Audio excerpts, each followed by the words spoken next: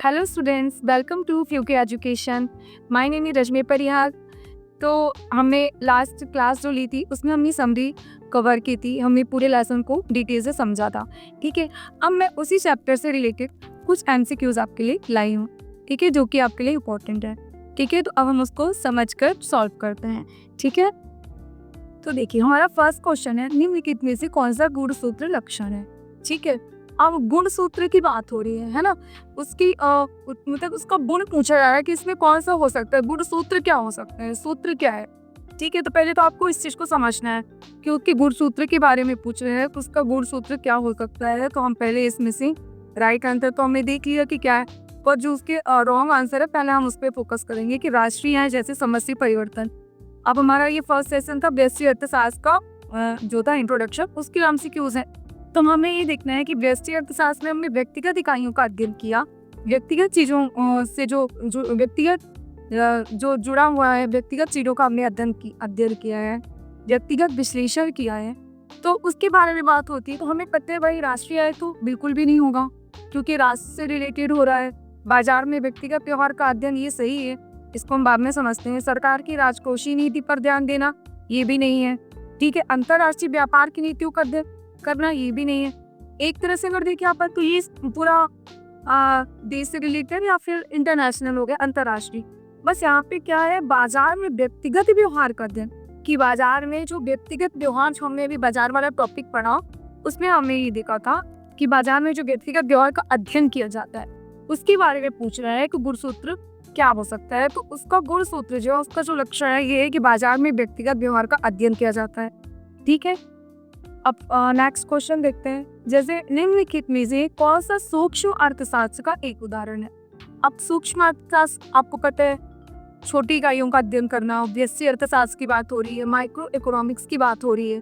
ठीक है, तो यहाँ पे हम सरकार की राजकोषीय नीति देख रहे हैं, एक कंपनी का नया उत्पाद बनाने का निर्णय देख रहे हैं। ठीक है, एक अर्थव्यवस्था में मुद्रास्फीति दर और एक देश में बेरोजगारी की दर। ठीक है, तो आपको अब ये समझना है कि तीन जो रॉन्ग आंसर है वो रॉन्ग क्यों है। सरकार की राजकोषीय नीति नहीं है, सूक्ष्म अर्थशास्त्र ही है, इसमें हम राजकोषीय नीति की बात नहीं कर रहे हैं। ठीक है, एक अर्थव्यवस्था में मुद्रास्फीति की दर, इसकी भी बात नहीं हो रही क्योंकि इसका भी हम बड़े लेवल पे हम इसका आकलन करते हैं ना, बड़े लेवल पे इसका अध्ययन करते हैं, ये हमारे व्यष्टि अर्थशास्त्र के अंतर्गत नहीं आता है।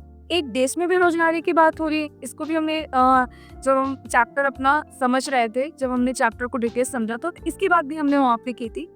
तो एक देश की बात हो रही है तो ये भी नहीं है। तो यहाँ पे क्या है, एक कंपनी की बात हो रही है जो नया उत्पाद बनाने का निर्णय ले रहा है। ठीक है, एक कंपनी ऑफ जो है उसकी बारे यहाँ पे जो बात हो रही है, इनके डिफरेंसेस भी आगे हम जानेंगे। एक कंपनी का नया उत्पाद, एक कंपनी पर्सनल, उसकी बात हो रही है कि एक कंपनी अपना नया उत्पाद बना रही है, एक कंपनी की बात हो रही है यहाँ पे, है ना, ऐसा। चलिए, तो इसलिए इसका ये राइट आंसर क्या है, एक कंपनी का नया उत्पाद बनाने का निर्णय ले रही है। ठीक है, नेक्स्ट है, सूक्ष्म अर्थशास्त्र का एक मुख्य उद्देश्य क्या होता है। सूक्ष्म अर्थशास्त्र का मुख्य उद्देश्य क्या होता है, वेरी इंपॉर्टेंट क्वेश्चन है ये। समष्टि अर्थशास्त्र पर अर्थव्यवस्था के व्यवहार का अध्ययन, व्यक्तिगत आर्थिक एजेंटों और उनके निर्णयों को समझना, राष्ट्रीय आय का पूर्वानुमान लगाना और वैश्विक व्यापार संबंधों का अध्ययन।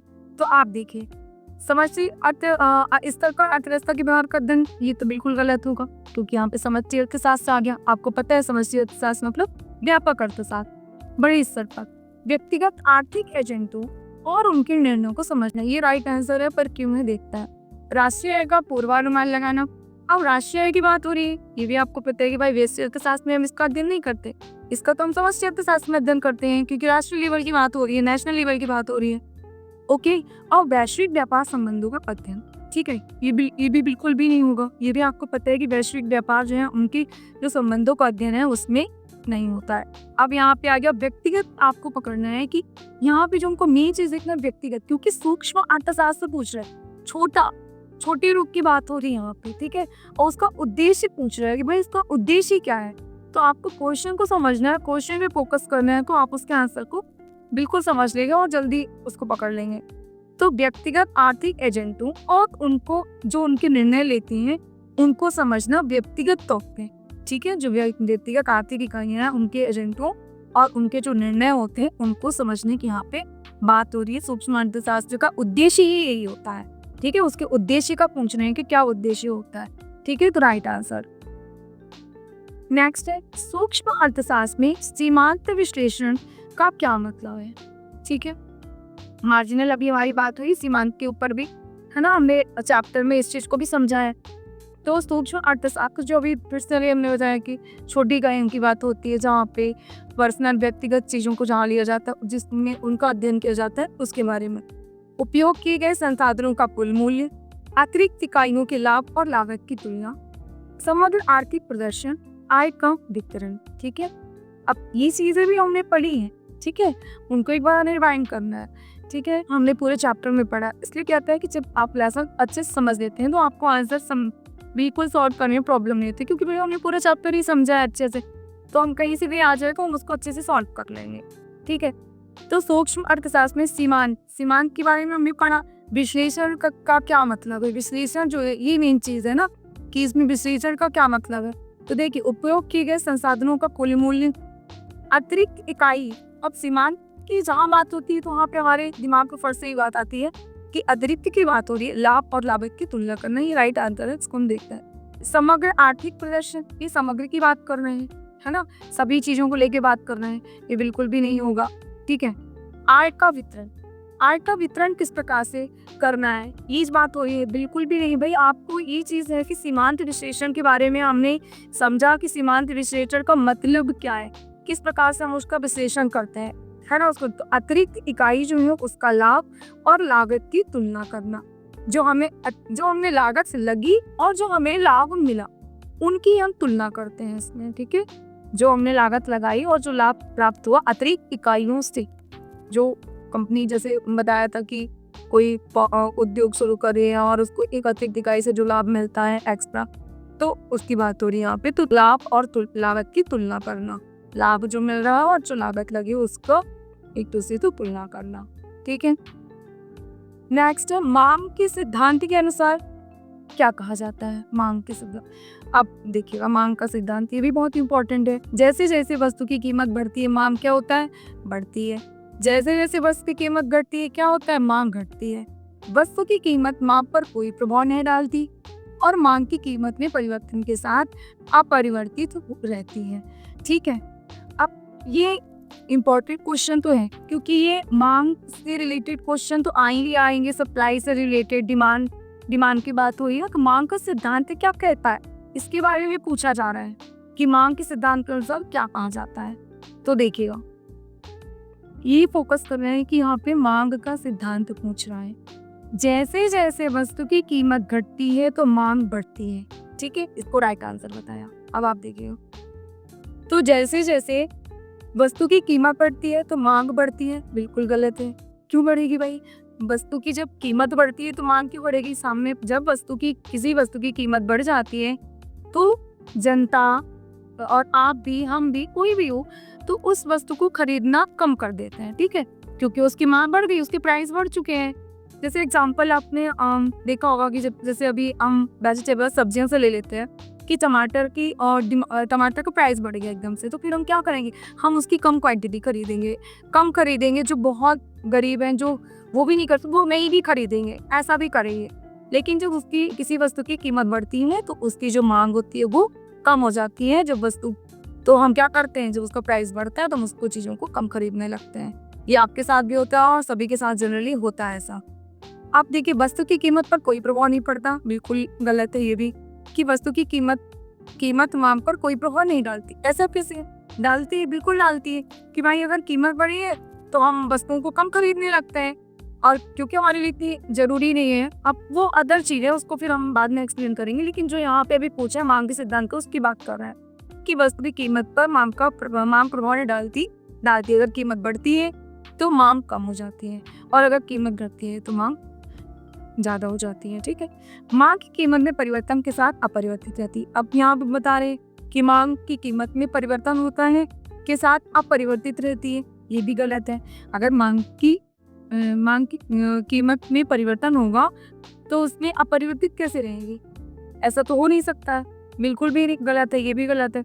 बस इसलिए राइट आंसर इसलिए है कि जैसे जैसे वस्तु की कीमत घटती है मांग बढ़ जाती है।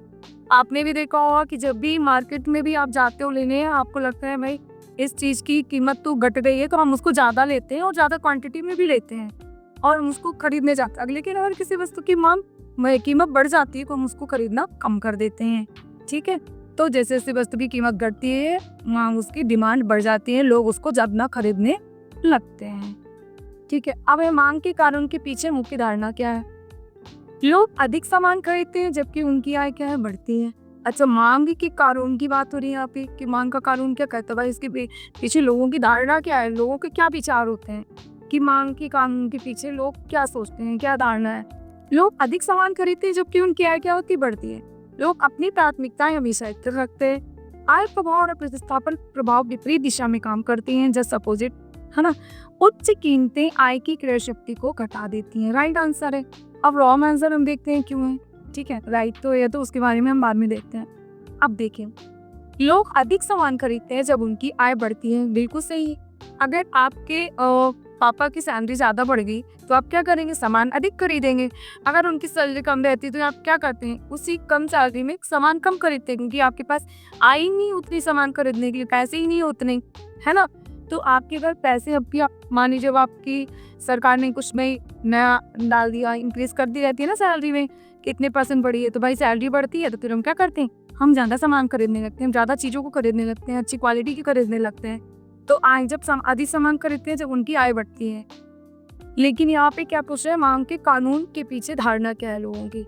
ठीक है, ये यहाँ पे गलत। लोग अपनी प्राथमिकता हमेशा स्थिर रखते हैं कि उनकी प्राथमिकता क्या है, सबसे पहले वो किस चीज को प्राथमिकता दे रहे हैं, सबसे ज्यादा उनके लिए जरूरी क्या है। ठीक है, अब आय प्रभाव प्रतिस्थापन प्रभाव विपरीत दिशा में काम करते हैं। आय प्रभाव और प्रतिस्थापन प्रभाव एक दूसरे के विपरीत रहते हैं, जस्ट अपोजिट, एक दूसरे के विपरीत दिशा में काम करते हैं। आय का प्रभाव, प्रतिस्थापन प्रभाव, एक चीज के स्थान पर दूसरी चीज को ले लेना। ठीक है, ये एक दूसरे के विपरीत काम करते हैं, उल्टी दिशा में काम करते हैं। उच्च कीमतें आय की क्रय शक्ति को घटा देती हैं। ठीक है, जैसा कि आपने अभी इसके पहले भी यही था, थोड़ा सा अलग था इससे, कि अगर कीमतें उच्च हो गई, बढ़ गई हैं तो क्रय शक्ति को घटा देती है, हमारी क्रय शक्ति घट जाएगी, क्योंकि हम फिर उतना क्रय नहीं कर पाएंगे जितना हम कम प्राइस में कर रहे थे। अगर चीज़ों की कीमतें बढ़ गई हैं तो कीमतें आय की क्रय शक्ति को घटा देती हैं। ठीक है, तो अगर भाई हमारे पास पैसे क्या होंगे, कम हो जाएंगे। अगर हमारे पास आय है और कीमतें बढ़ गई हैं तो हम जब सामान खरीदेंगे तो हमारे पैसे तो और बढ़ जाएंगे ना, क्योंकि वो चीज महंगी हो गई है तो हमारी आय पे उसको प्रभाव पड़ेगा सीधा। ठीक है, तो उच्च कीमतें आय की क्रय शक्ति को घटा देती हैं। और यदि किसी वस्तु की मांग की मूल्य लचीलापन 1 से कम हो तो उसे क्या कहा जाता है। ठीक है, तो आपने देखा है लचीलापन का मतलब आपको पता है कि चीज़ों को मतलब वो कर देना जल्दी से, किसी चीज़ को मतलब हम लचीलापन उसको चेंज कर सकते हैं। मूल्य लचीलापन 1 से कम हो तो क्या होता है, लचीला, एकात्मक, अंकुट, पूर्ण रूप से लचीला। तो लचीला नहीं होता है, एकात्मक भी नहीं होता है, एकात्मक जिसमें सिर्फ एक का अधिकार हो, पूर्ण रूप से लचीला भी नहीं होता है। ये क्या होता है, अंकुट रहता है, क्योंकि यदि किसी वस्तु की मांग की मूल्य लचीला पर 1 से कम होती है तो वो क्या हो जाता है, अंकुट हो जाता है। तो राइट आंसर ये। फिर मोनोपोलिस्टिक, प्रतिस्पर्धा के मामले में कंपनियों को क्या करने की अनुमति होती है। ठीक है, यहाँ पे एकाधिकार की बात हो रही है। ठीक है, मोनोपोलिस्टिक प्रतिस्पर्धा है ना, कंपटीशन जो चलते हैं, तो एकाधिकार की आपकी बात हो रही है जिसमें एक कंपनी का ही पूरा मतलब उसका ही अधिकार रहता है, एकाधिकार रहता है।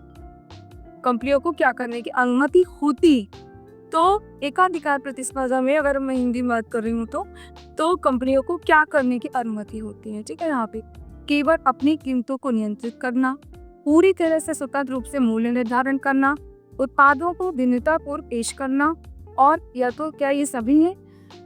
तो देखिए, केवल अपनी कीमतों को नियंत्रित करना गलत, पूरी तरह से स्वतंत्र रूप से मूल्य निर्धारण करना ये भी गलत है, उत्पादों को भिन्नतापूर्वक पेश करना।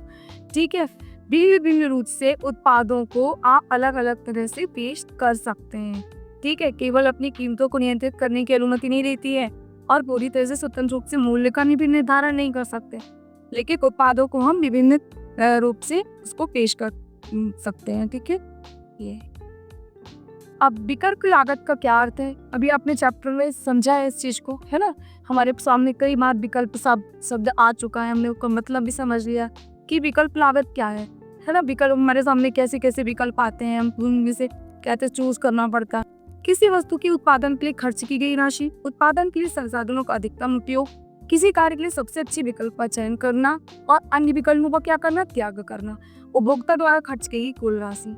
ठीक है, अब देखिए ये आपने पढ़ा था, है ना। अभी हमने इसमें जब हमने चैप्टर समझा, आपने देखा है लेसन जो हमने लास्ट वीडियो में समझाया, तो हमने इस पे बहुत अच्छे डिटेल्स इस चीज़ों को समझा है। तो देखिए, किसी वस्तु के उत्पादन के लिए खर्च की, अगर कोई वस्तु है उसके उत्पादन में खर्च की गई राशि, जो हमने पैसे खर्च किए हैं, ठीक है, यहाँ पे वो उत्पादन के लिए संसाधनों का अधिकतम, मतलब कोई उत्पादन करने जा रहे हैं और हमने उसमें अधिकतम से अधिकतम ज़्यादा से ज़्यादा संसाधनों को उपयोग किया है, ये भी गलत है। यहाँ पे विकल्प की बात हो रही है ना। इस चीज़ पे आपको फोकस करना है कि हमसे पूछ क्या रहा है कि विकल्प लागत क्या है। ठीक है, किसी वस्तु के उत्पादन में खर्च की गई राशि, ये गलत है। अब उपभोक्ता द्वारा खर्च की गई कुल राशि, ये भी बिल्कुल गलत है, क्योंकि आपको समझ में आ रहा है भाई कि यहाँ पे तो विकल्प की बात हो रही है, तो उपभोक्ता द्वारा खर्च की गई राशि का यहाँ पे किसी कार्य के लिए सबसे अच्छे विकल्प, जैसे आपने कोई उत्पादन करना है आपको, तो आपके सामने सबसे अच्छा विकल्प कौन सा होगा, आप वो करोगे ना पहले।